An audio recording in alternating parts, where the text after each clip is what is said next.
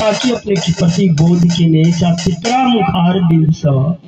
एहन भाषा आवाज तो उठना नहीं चाहिए। सुवाइत कहते रहे जाए सुन पगली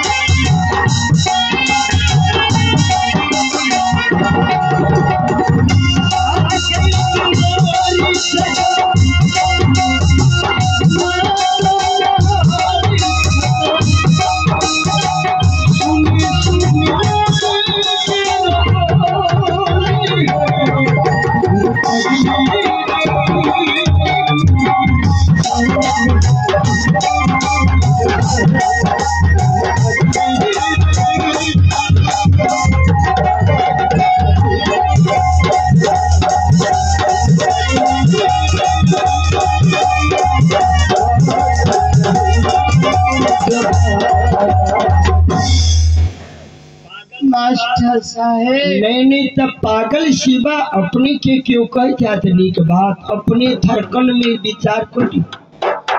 हो बाबू सारा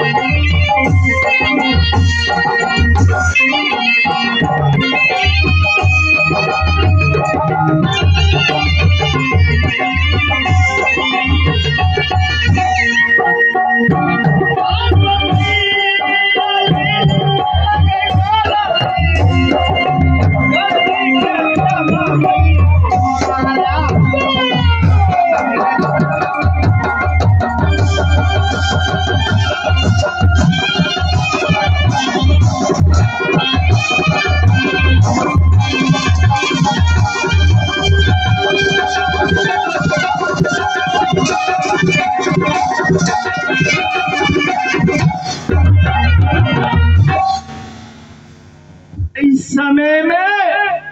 बेटा रणजीत कुमार के नित दिन स्कूल पठबै छी और स्कूल से आबे उनकर चाय नाश्ता बना और पिता के खिया रखी परमात्मा